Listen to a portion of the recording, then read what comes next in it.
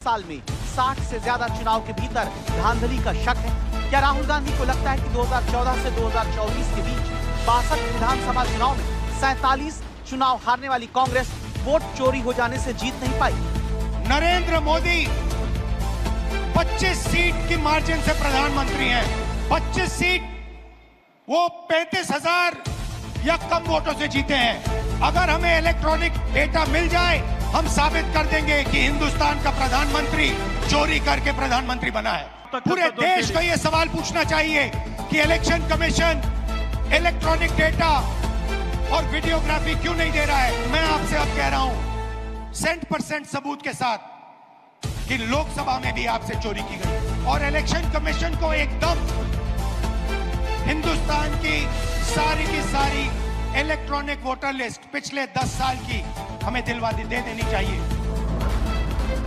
6 महीने तक voter list जांच कर कर्नाटक की बेंगलुरु सेंट्रल लोकसभा सीट का हिस्सा एक असेंबली सीट पर 1 लाख वोट चोरी का आरोप लगाने वाले राहुल गांधी 24 घंटे के भीतर विपक्षी गठबंधन के साथियों को भी अपनी प्रेजेंटेशन देने के बाद दिल्ली से बेंगलुरु पहुंचते हैं। अब 10 साल के चुनाव में धांधली का आरोप लगाने लगे हैं। चुनाव आयोग से हम वोटर लिस्ट मांगते थे, electronic soft copy voter list की मांगते थे, वो मना कर देते। वीडियोग्राफी मांगी, उन्होंने नहीं दी और फिर कानून बदल दिया और फिर कहा कि 45 दिन के अंदर 45 दिन के बाद वीडियोग्राफी को रद्द खत्म कर देना चाहिए, डिस्ट्रॉय कर देना चाहिए। और आपने मेरा कल प्रेस कॉन्फ्रेंस देखा होगा, उसमें हमने 100% साबित कर दिया है कि इलेक्शन कमीशन और बीजेपी ने मिलकर आपसे कर्नाटका से लोकसभा चुराई। राहुल गांधी 5 सवाल पूछते हैं। पहला, विपक्ष को डिजिटल वोटर लिस्ट क्यों नहीं मिल रही?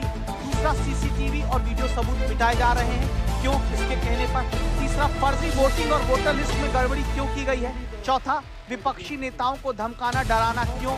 पांचवा, क्या ईसीआई अब बीजेपी का एजेंट बन चुका है? पूरा देश ये कह रहा है कि चुनाव आयोग अच्छी तरह से जांच करे और तब बोले। बगैर जांच किए कुछ नहीं कह सकते। कोई सबूत दे रहा है आपको?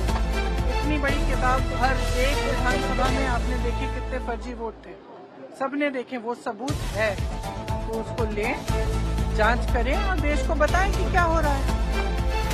लेकिन बेंगलुरु सेंट्रल लोकसभा सीट की महादेवपुरा विधानसभा सीट में 7 फीट ऊंचे वोटर लिस्ट के दस्तावेज को खंगालकर 1 लाख वोट चोरी का आरोप लगाने वाले राहुल गांधी से सूत्रों के मुताबिक चुनाव आयोग हलफनामा चाहता है। चुनाव आयोग के मुताबिक अगर राहुल वोट चोरी के अपने दावे को सही मानते हैं तो हलफनामे पर साइन करके दें।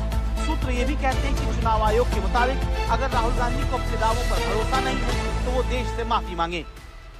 मुझसे इलेक्शन कमीशन एफिडेविट मांगता है, मुझसे कहता है कि मुझे ओथ लेना है। मैंने पार्लियामेंट के सामने, पार्लियामेंट के अंदर ओथ लिया है, इस संविधान के सामने ओथ लिया है, इस पर हाथ डाल के वोट लिया है, इस पे हाथ डालकर ओथ लिया है। राहुल गांधी चुनाव आयोग के पाले में गेंद डालते हैं और चुनाव आयोग कहता है कि राहुल गांधी हलफनामा देकर कहें, फिर देखा जाएगा।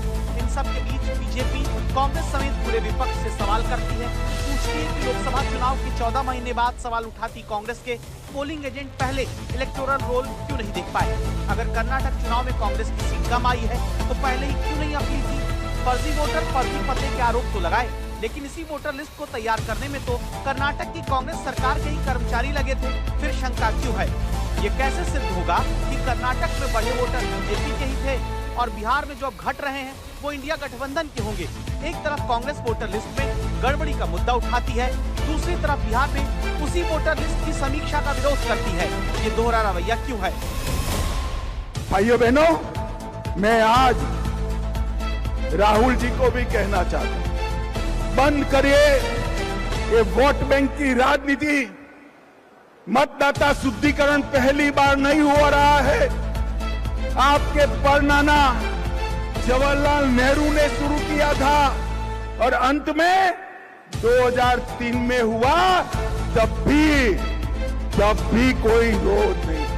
अब आप चुनाव पे चुनाव हारते जाते हो, इसलिए पहले से ही बिहार चुनाव हारने का एक वजह लोगों को बता रहे हैं।